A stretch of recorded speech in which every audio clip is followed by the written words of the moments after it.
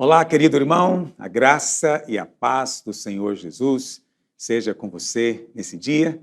Estamos aqui juntos mais uma vez para meditarmos a respeito do Evangelho da Graça, mas principalmente a respeito do ponto central desse Evangelho, que é a justificação pela fé. Nesses dias, nós estamos compartilhando notas, eu digo assim, do livro de Gálatas. E o Espírito Santo tem nos enriquecido a cada dia.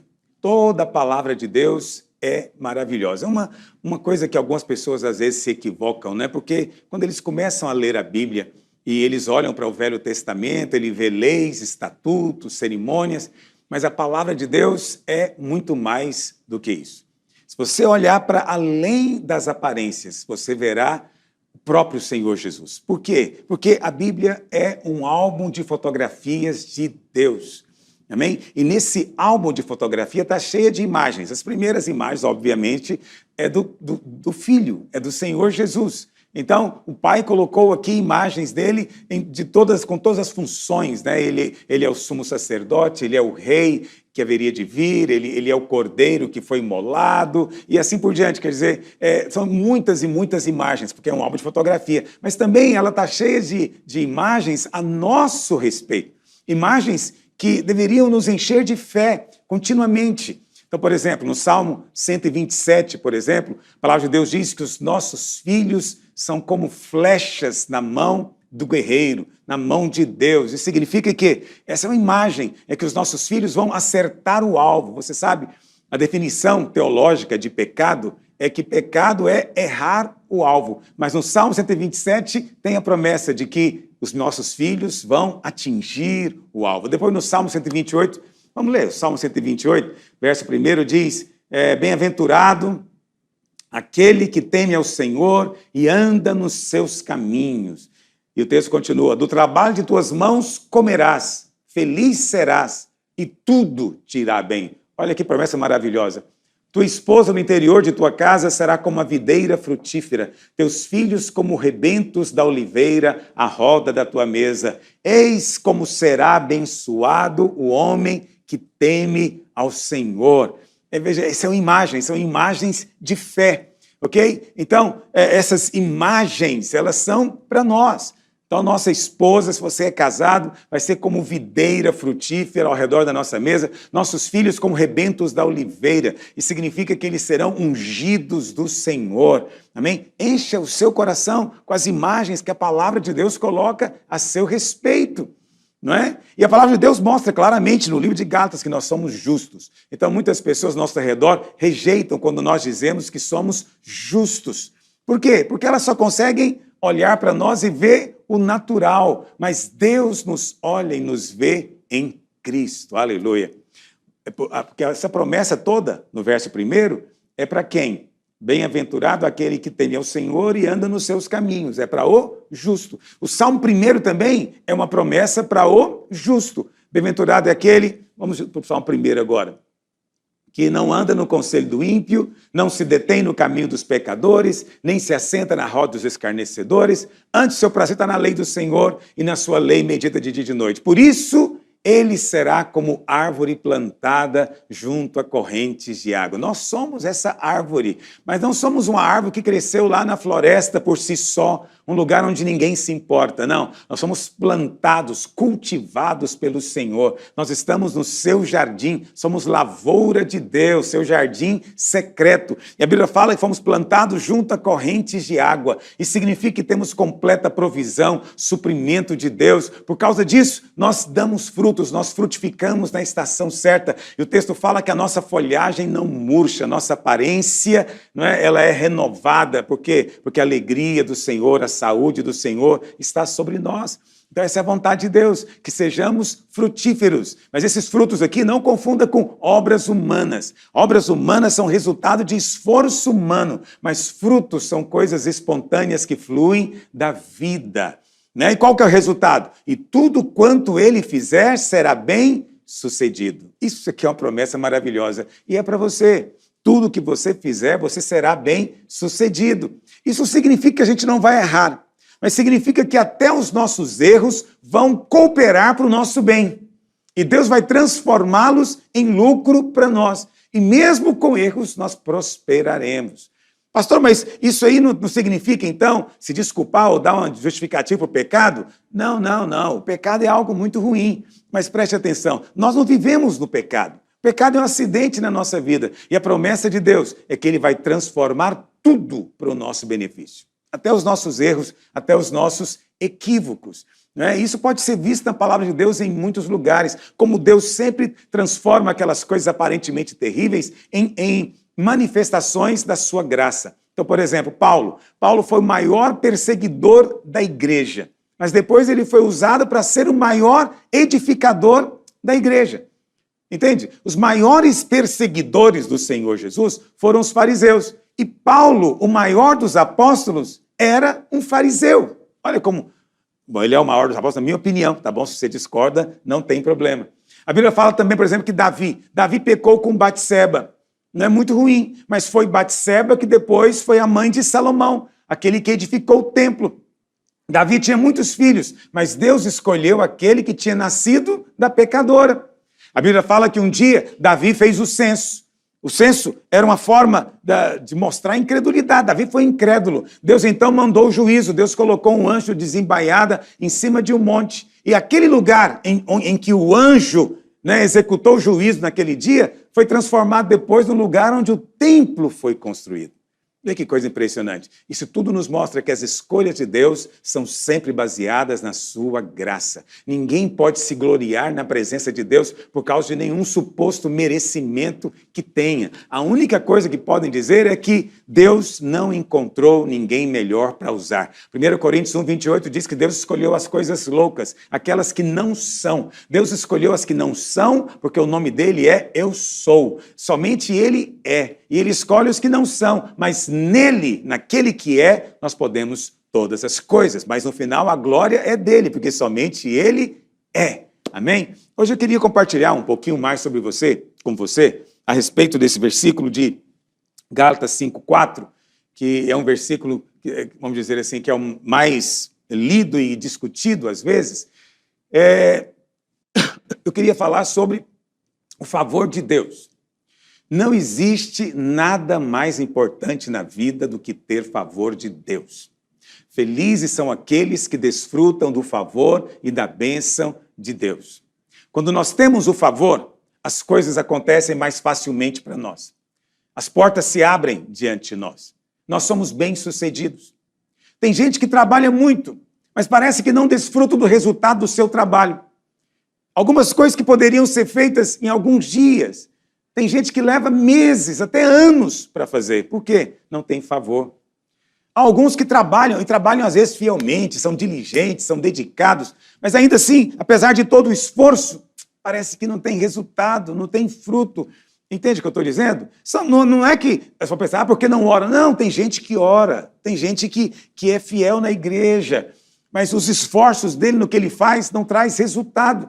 Onde é que está o problema? Eu creio que o problema é a ausência do favor do Senhor sobre essas pessoas. A bênção de Deus é o resultado do seu favor. Nós estamos habituados a falar a palavra bênção na igreja. Aleluia. Bênção é bíblico, correto e apropriado. Mas às vezes eu gosto mais de usar a palavra favor, porque ela é mais clara. Bênção é muito subjetivo, não é? Favor é algo muito claro. Nós sabemos quanto ele acontece. A bênção de Deus é resultado do seu favor. Estar debaixo do favor de Deus significa que as coisas vão fluir para você, vão fluir sem necessidade dos seus esforços. Na verdade, as pessoas vão falar a seu respeito, que para você tudo é mais fácil. Sabe? Essa é a grande acusação que fazem contra mim. Para o pastor Aloysio, tudo é mais fácil. Então, a mesma coisa acontece no trabalho, na obra de Deus. Alguns fazem muito, mas tem pouco resultado. Outros não fazem tanto, parece que nem trabalham tanto, mas os resultados são enormes. Então, apesar do trabalho às vezes ser deficiente, tem falhas, mas os frutos são visíveis.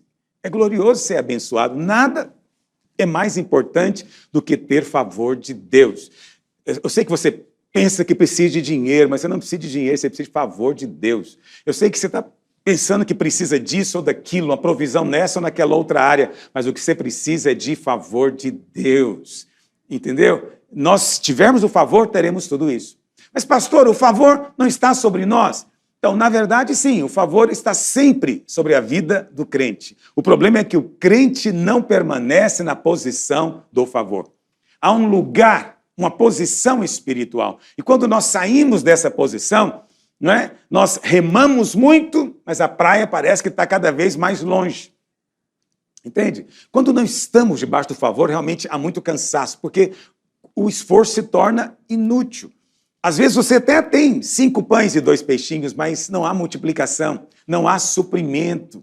Entende o que eu estou dizendo? Então, o padrão normal seria que todo crente vivesse debaixo da bênção e do favor. O normal é que a obra de todo crente estivesse debaixo da bênção e do favor. Mas é preciso, às vezes, admitir que a experiência de alguns não mostra isso. Então é preciso buscar do Senhor luz. Não é simplesmente nos acomodarmos com alguma explicação aí pseudo, né, teológica, que diz, não, é assim mesmo, Deus quer abençoar uns e não outros. Deus quer dar favor para uns e não outros. É mentira. Todos os filhos devem ser favorecidos. Todos os filhos têm direito à herança. Todos os filhos são abençoados. Pastor, você está querendo dizer que quem tem favor não tem luta? Não tem luta, mas até no meio da luta você percebe quem tem favor e quem não tem. Entende o que eu estou dizendo?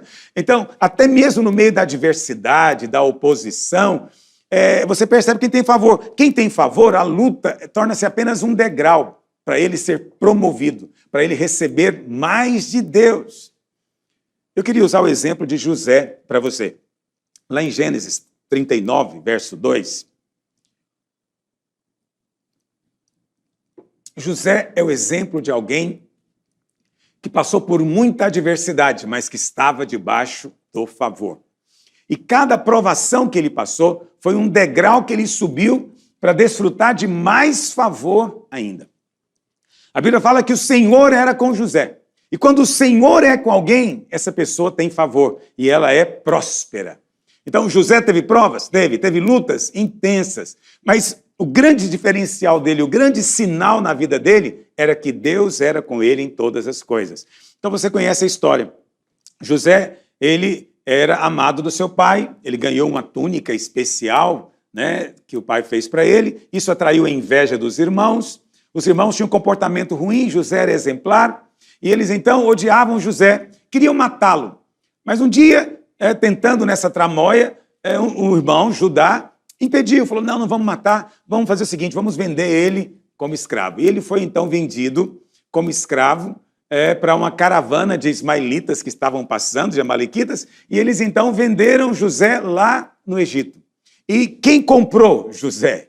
Quem comprou José foi um certo oficial do governo chamado Potifar. Só nisso você já vê bênção, ok? Porque uma coisa é você virar escravo de um casal, de uma família classe média emergente, que juntou dinheiro a vida inteira para ter um escravo. E esse escravo, então, vai viver uma vida infernal, porque ele vai fazer tudo ali, não é verdade? Agora, só de você ser vendido para um oficial muito rico, isso já mostra favor de Deus. Eu sei que muitos não têm, às vezes, olhos para perceber o favor de Deus, mas presta atenção, vou te mostrar no texto que até o próprio Potifar percebia o favor de Deus na vida de José. E o texto diz o seguinte, vamos ler.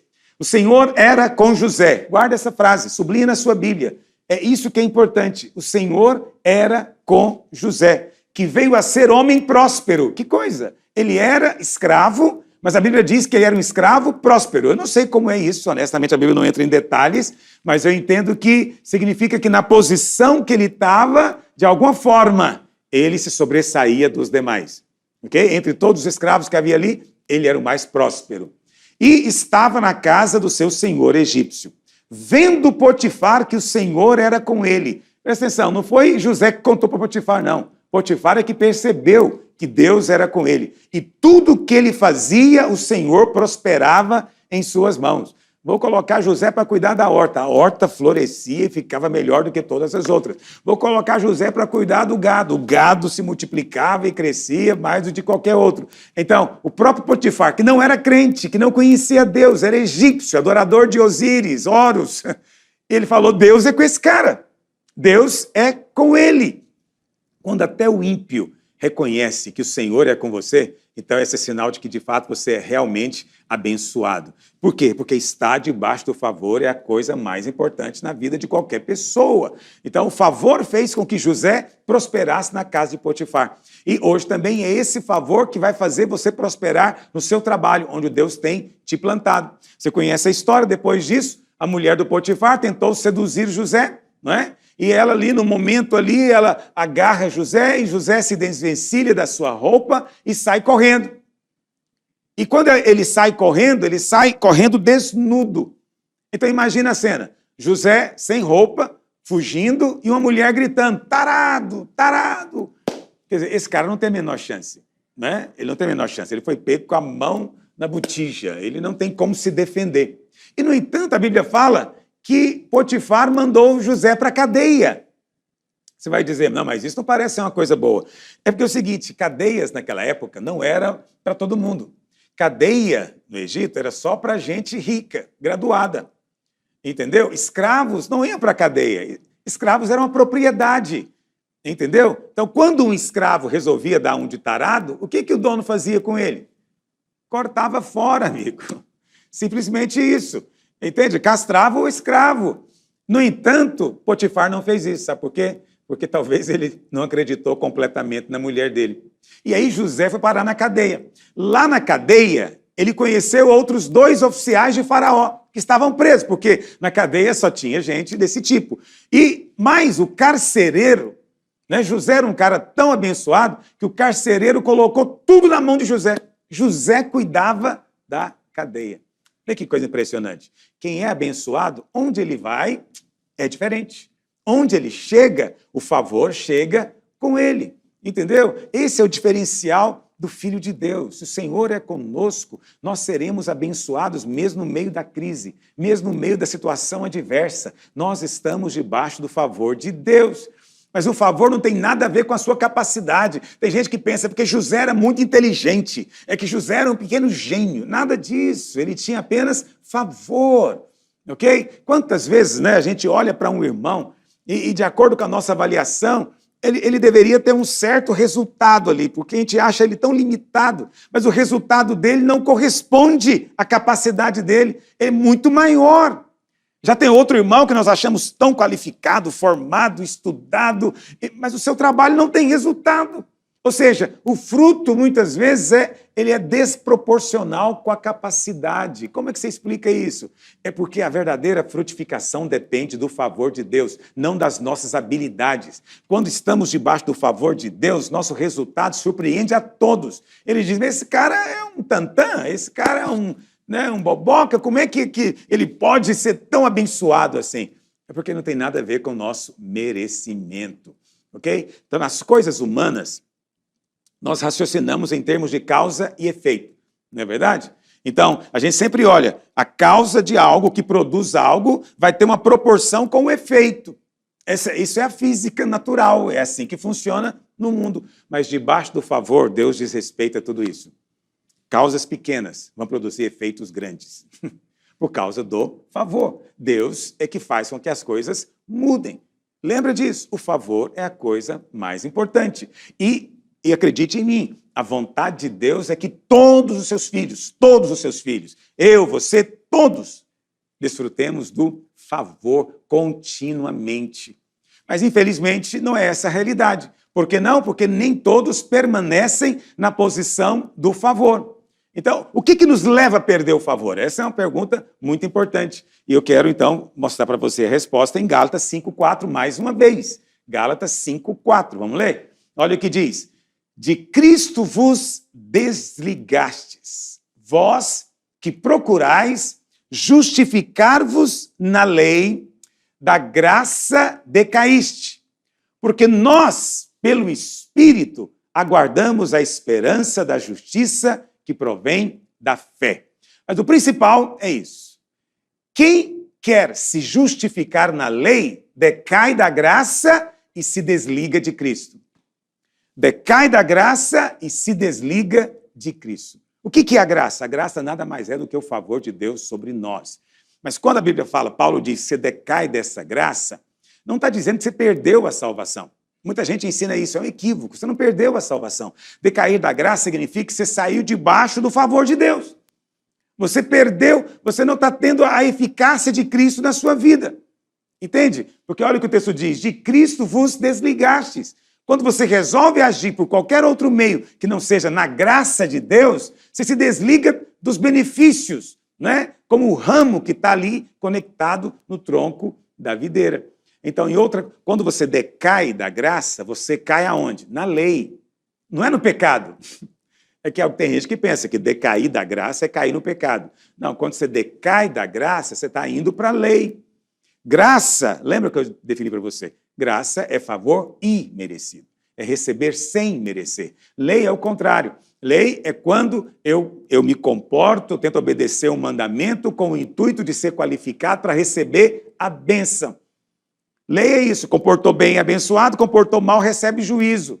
Lei, portanto, é um favor que você julga merecedor, ok? Então, a lei do Velho Testamento era assim, mas a graça no Novo Testamento é o contrário. O favor é imerecido, ok? Cristo já cumpriu a lei no seu lugar. Tudo o que temos que fazer agora é crer que recebemos a justiça dele.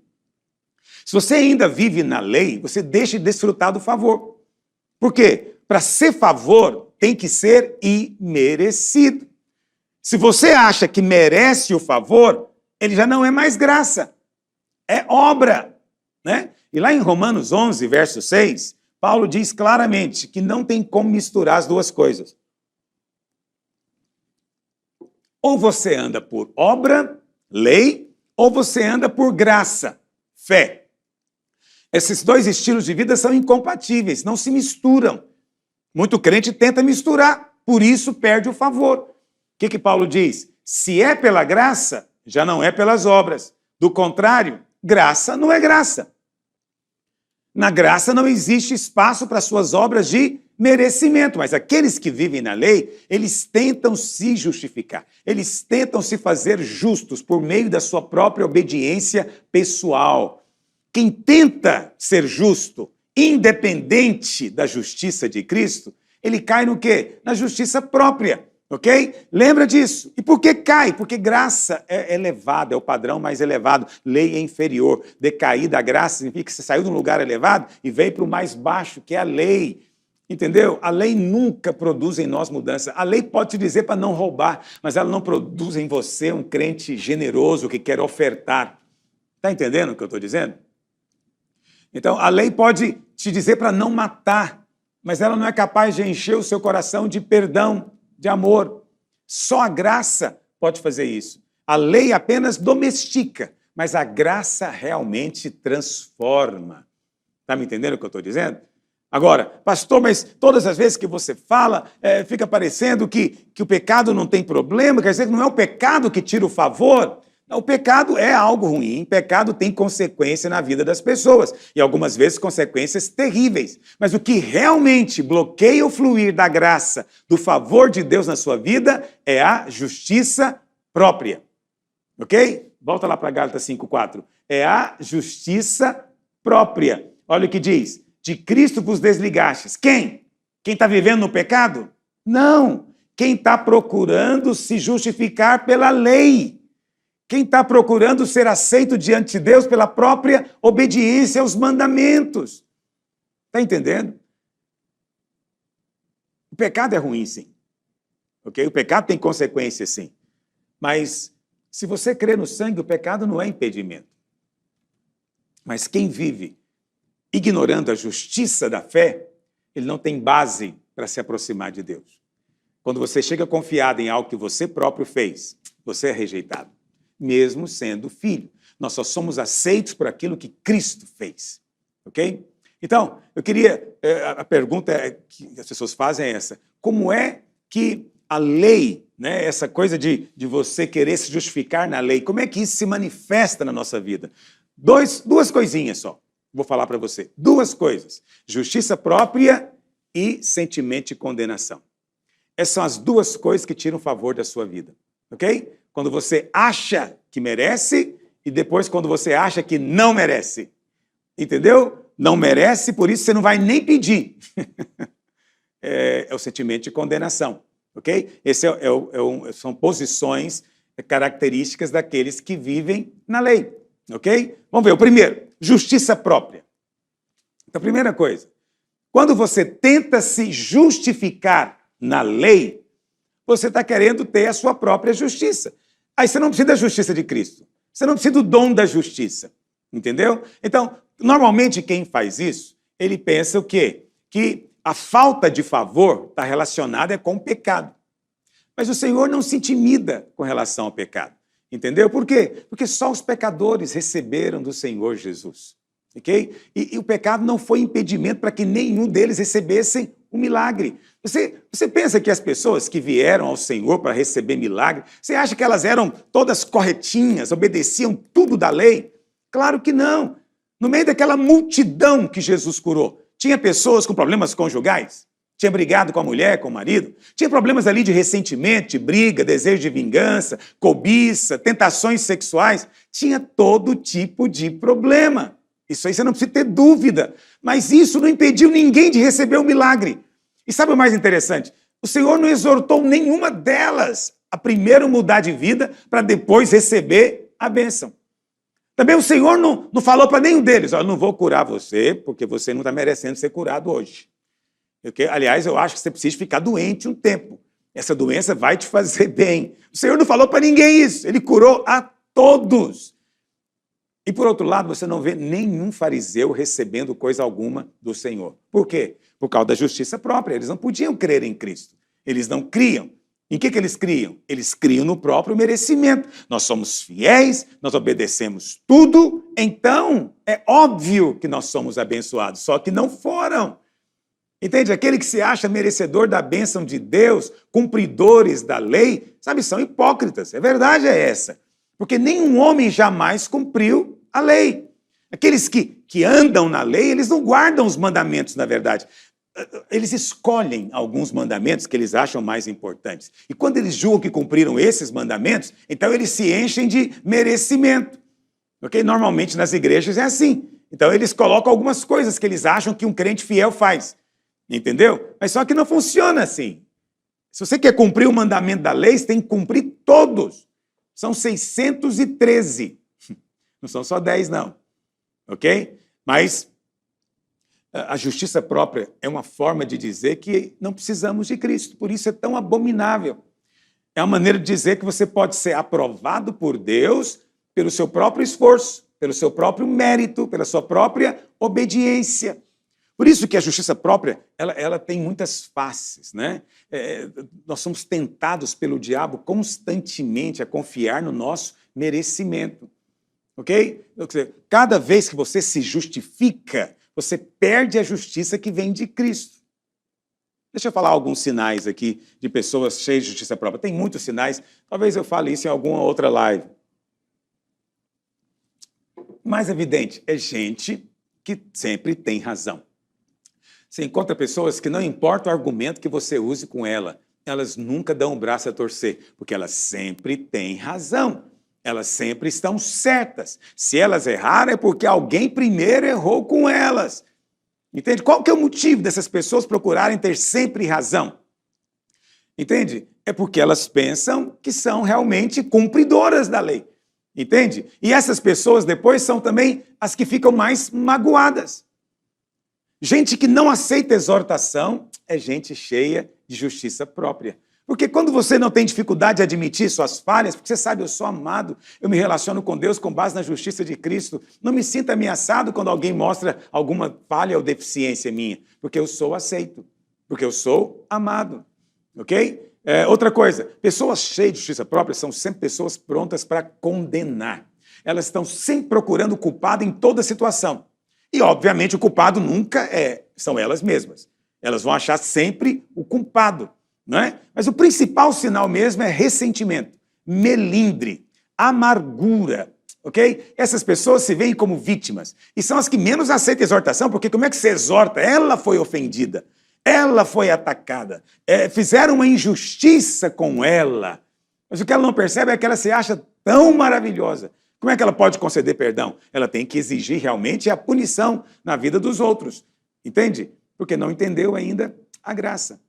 Né? Então, esses que se acham justos, se acham bons, não admitem que outros errem com eles. Ok? Por isso, eles se dão o direito de guardar ressentimento, de exigir justiça, vingança. Né? Se você exorta ele até vai dizer, não, eu tenho as minhas falhas. Mas elas pensam que, de maneira geral, elas são boas.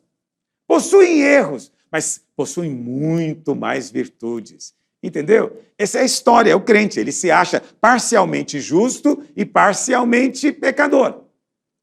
É difícil encontrar um crente que diz que não tem pecado, né? Esse aí eu acho que nem é crente. Então ele fala, não, eu tenho minhas falhas. Entende? Mas as virtudes ele acredita que são muito maiores. Mas olha, a justiça é um termo que não aceita graduação, sabia? Entende? O que significa ser declarado justo? Significa que o juiz analisou o seu caso e concluiu que você não tem culpa. Você é inocente das acusações. É isso que significa ser declarado justo. Agora, ninguém pode ser meio inocente, nem meio culpado. Entende? Tem que ser 100%. Caso contrário, tem algo que está errado. Ok? Então, você só pode mesmo desfrutar favor quando você chega ao fim de si mesmo e reconhece que em você mesmo não habita bem nenhum. Mas não pense que essa é uma posição fácil de chegar. Ok? Pastor, mas nós somos pecadores ainda? Em Cristo, nós somos justos. Mas na nossa carne não habita bem nenhum. Ok? A justiça própria é algo que vem da carne. Lá em Romanos 7,18, Paulo faz uma afirmação muito forte. Ele diz, porque eu sei que em mim, isto é, na minha carne, não habita bem nenhum. Quantos crentes chegaram a essa conclusão já? Não é fácil chegar. Ok? Então, a única maneira de você permanecer debaixo do favor é você, humildemente, confessar continuamente, eu sou justiça de Deus em Cristo. Eu sou justo por fé. Ok? Eu já sou perdoado. O problema é que alguns confessam que são justificados, mas interiormente eles ainda acalentam de que tem algumas coisas boas nele. Afinal de contas, Deus viu a intenção dele. Entendeu? É muito difícil encontrar alguém que reconhece que não tem nada de bom na sua carne. Entende? Muitos admitem, tem pecado. Mas quem admite que não tem nada bom na sua carne? Entende? Sempre pensamos que tem alguma coisa boa. Deus viu alguma coisa em mim. Deus percebeu algo no meu coração. Por isso Ele está me abençoando. Mentira, não caia nesse engano. Não há nada bom na sua carne. Só podemos ser abençoados por causa de Cristo, por causa da obra de Cristo. Se você confiar em algum merecimento, mínimo que seja, você perde favor. Não confie. Não confie. Entendeu? Então, sempre que você pensa que é parcialmente bom, que tem algumas partes boas em você, você acaba se desqualificando. Tem um exemplo interessante na Bíblia, lá em Levítico, no capítulo 13. Lá em Levítico 13, fala da lei da lepra. E, você sabe, a lepra simboliza o pecado. E é muito interessante porque a lepra poderia aparecer sobre várias circunstâncias. Então, se a lepra aparecesse em qualquer parte do corpo, né, aquela pessoa era declarada impura. A lepra poderia, por exemplo, aparecer na barba. Se aparecesse, era impura. Podia aparecer numa ferida, ou podia aparecer numa queimadura, ok? E quando acontecia isso, era declarado impuro. Mas tinha uma coisa interessante. Lá em Levítico 13, no verso 13, diz que se a lepra aparecesse no corpo inteiro, tudo, aí ele era declarado limpo. Isso é uma coisa misteriosa. Olha o que diz. Então, este examinará se a lepra cobriu toda a sua carne. Se cobriu toda a carne, vai ser declarado limpo. Se tiver totalmente cheio de lepra, é limpo. Isso aqui é o que Paulo está dizendo. É descobrir que na sua carne não habita bem nenhum. Ok? Então, uma das características mais fortes da carne é a confiança na carne. Entende? É a confiança que podemos lidar com ela, que podemos resolver, né? Outros podem acariciar a namorada e cair. Eu não, eu sei lidar com a carne. Outros podem dar carona aí para uma moça e ter um problema. Eu não, eu sei lidar com a carne. Não sabe coisa nenhuma. Não confia em si mesmo. Ok? Ninguém nascido de novo genuinamente planeja pecado. O pecado vem e o atropela, o assalta. Por quê? Porque ele deu oportunidade, entende? Provisão para a carne. Mas quando nós reconhecemos que em nós mesmos nós não temos nada para poder sermos aprovados diante de Deus, nós somos qualificados para receber o seu favor. E quando você crê que é amado, mesmo assim, mais favor vem sobre você, ok? Entendeu? Nós fomos salvos assim, pela graça, pela graça. É uma coisa tão interessante como a carne é terrível, né? Às vezes você está de joelho, chorando, confessando o seu pecado, mas vem na sua mente o pensamento, até que eu não sou tão mal assim, estou aqui chorando pelo meu pecado, tem gente que nem faz isso. Ele está lá admitindo que tem pecado e está se gloriando nisso ainda. Isso é a carne, entende? Então você nunca deve pensar que você é aceito por algo que você fez ou deixou de fazer. Você é aceito, recebido unicamente pela graça de Deus.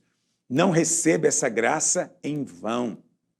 Pastor, o que significa receber a graça em vão? Vamos ler isso na Bíblia? 2 Coríntios 5, 21. E depois vamos ler o versículo seguinte, que é 6:1, porque 5:21 é o último do capítulo. Olha o que a palavra de Deus diz. Aquele que não conheceu o pecado, Deus o fez pecado por nós, para que nele fôssemos feitos justiça de Deus. Aí Paulo continua. E nós, na qualidade de cooperadores com ele, vos exortamos a que não recebais em vão a graça de Deus. Qual que é a graça de Deus? A graça que recebemos é Cristo se tornou a nossa justiça. Mas se nós ainda confiamos na nossa própria justiça, então estamos recebendo em vão essa graça. Então, quando é que você entra debaixo do favor? Quando você declara com ousadia, eu sou justiça de Deus em Cristo. Nunca pense que a bênção, o favor é pelo seu merecimento. Nunca se glorie pensando que você cumpriu todas as condições para ser abençoado. Nunca pense que você merece. Quando você age assim, você sai debaixo do favor. Entendeu o que eu estou dizendo? Cristo tomou o meu lugar na cruz. A melhor coisa que você faz hoje é tomar o lugar de Cristo agora na presença de Deus. Ele tomou o meu lugar, eu agora tomo o lugar dele.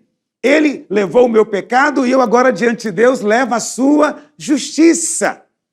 Entende? E nós, presta atenção, estar debaixo do favor é deixar que a graça reine pela justiça. Lá em Romanos capítulo 5, verso 21, Paulo diz que a graça reina pela justiça.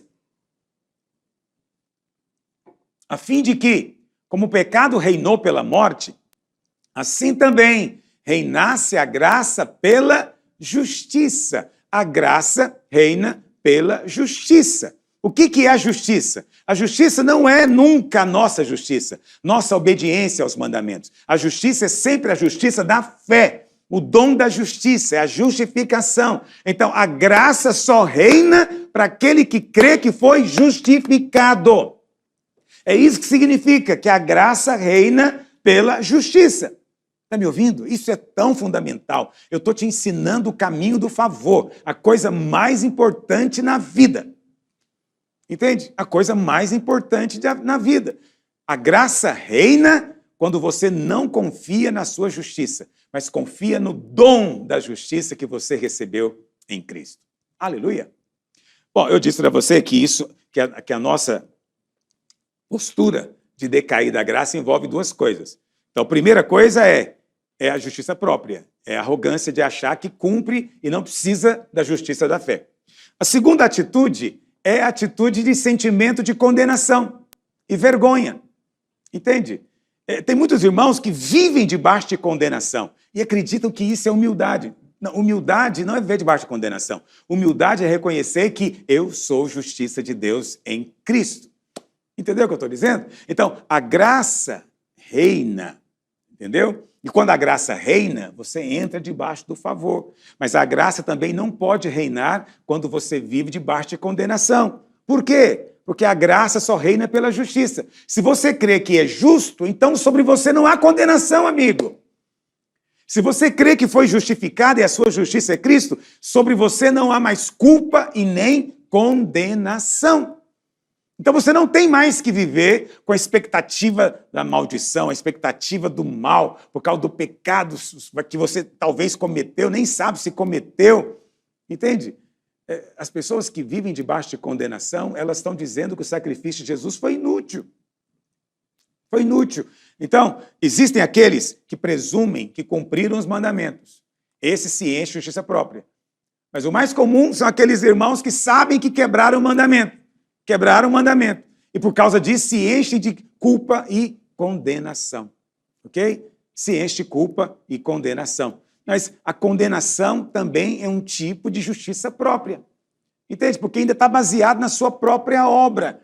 Acalentar esse sentimento de condenação o tempo inteiro na sua mente é dizer que o sacrifício de Cristo foi insuficiente. Ele não resolve a questão do pecado na sua vida. Mas quando você faz isso, você está fazendo algo terrível. Você está desonrando a obra do Filho. Então você decai da graça. Sai debaixo do favor. Quantos irmãos ficam o tempo inteiro se olhando, né? Para ver se tem algum pecado, se tem alguma falha, se tem alguma coisa errada nele, e ele acredita que viver assim é ser um crente fiel. Não é. O que ele está tentando procurar é algum mérito em si mesmo. Está tentando ver se tem alguma bondade nele mesmo para poder se aprovar diante de Deus. Entende? Como ele não acha, ele fica ali se condenando, se martirizando, também querendo dizer para Deus, olha o tanto que eu estou triste, mas isso não honra o Senhor, isso desonra o sangue de Jesus. Ok? Então, aqueles que ficam o tempo inteiro na introspecção, eles querem descobrir se tem alguma santidade neles. Eu não vou falar de santidade hoje, mas o que é santidade? A palavra santo significa separado, ok? Isso significa que você é separado, diferenciado dos outros do mundo. E significa que quando Deus mandou as pragas para o Egito, Deus diferenciou o seu povo, e as pragas não vieram, porque eles eram o quê? Santos. Não é que eles eram perfeitos, mas eles eram separados. Entende? Ah, mas a Bíblia fala para a gente sondar o coração. Não, a Bíblia não fala isso. No Salmo 139, verso 23 e 24, diz o quê? Senhor, tu me sondas, tu me conheces. É o Senhor que faz. Mas muitos irmãos fazem o contrário. Eu me sondo, eu me conheço, eu vejo se tem alguma coisa errada em mim, eu me conduzo para o caminho eterno. Esse não é o caminho do cristianismo. Ok? Isso é apenas um atalho para ficar constantemente debaixo de condenação. Entende? Isso é religião. A religião te ensina a ficar o tempo inteiro ocupado consigo mesmo, se observando, se vendo, tentando se melhorar. A religião é sempre uma religião de autoaprimoramento. O cristianismo não. É olhar para Cristo, é contemplá-lo e à medida que contemplamos, somos transformados de glória em glória. Quantos irmãos vêm para o culto nesse espírito, né? Eles precisam primeiro, antes de adorar a Deus, eu preciso ver se tem alguma coisa errada em mim, preciso consertar. Antes de vir a Jesus, eu preciso me consertar. Isso é para tanto incrédulo quanto para crente, entendeu? Agora, isso não faz o menor sentido. Não faz o menor sentido. Você não precisa tomar banho antes de ir ao banheiro, entende? Você veio para receber do Senhor. Quanto mais você se ocupa de si mesmo, menos você adora. Deixa que ele faça a obra em você. Entende?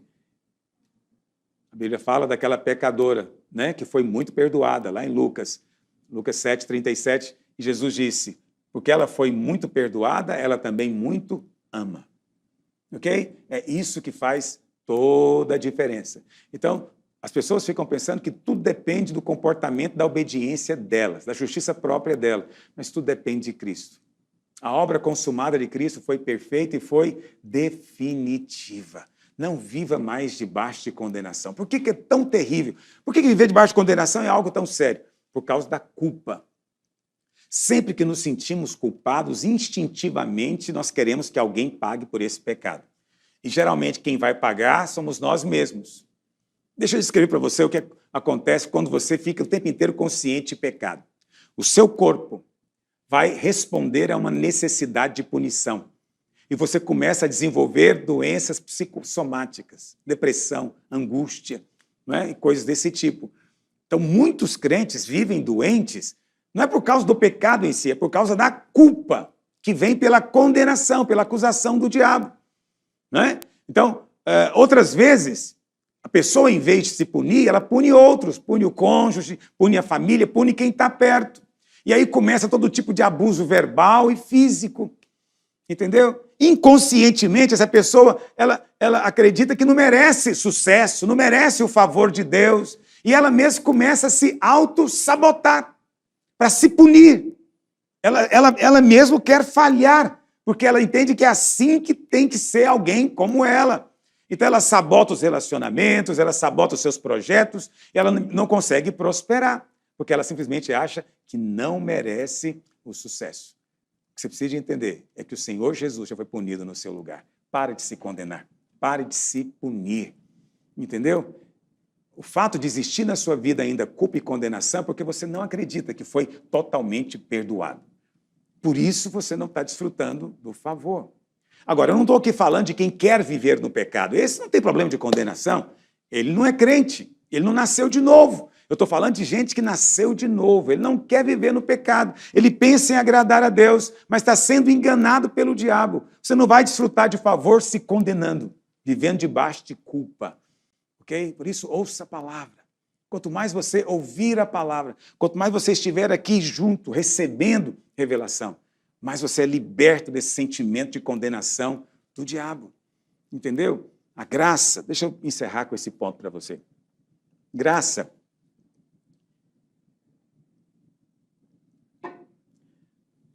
tem a ver com o suprimento de Deus.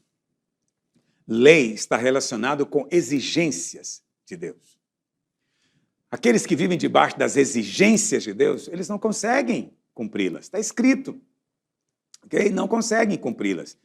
Aí o Senhor nos trouxe para a sua graça. Na graça, nós estamos debaixo do suprimento de Deus. Então, viver na graça é o tempo inteiro pensar em termos de suprimento. Entendeu? Então, quem vive na lei é, eu preciso ser, eu preciso fazer, eu preciso realizar. Entendeu? Quem vive na graça é, qual é a promessa de Deus sobre isso? Né? O Senhor já me abençoou, o Senhor já me ungiu, eu já sou nova criatura. É sempre em termos de suprimento. A lei sempre diz, faça, é uma demanda, mas a graça sempre vai deixar o Espírito fazer por você. Ele vai cumprir a vontade de Deus. A lei exige justiça, mas a graça nos dá justiça, de graça. A lei exige que você seja justo, mas na graça eu sou justificado por fé. Entendeu? E isso coloca você debaixo do favor. O favor é a coisa mais importante na vida. Hoje, em nome de Jesus, cessou esse tempo de sequidão, esterilidade e falta de chuva na sua vida. Já se ouve o barulho de chuva abundante. Essa chuva não virá porque você merece, porque você agora é bom. Não, é só porque agora você é justiça de Deus em Cristo.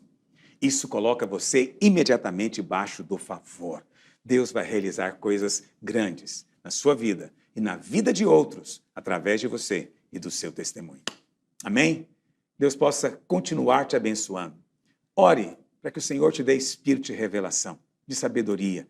Amém? E à medida que você cresce na revelação da graça, você também cresce no desfrute da bênção e do favor no seu dia a dia. Deus possa abençoá-lo. Até a nossa próxima live. Você foi abençoado? Então envie esse vídeo para um amigo, assim ele também será.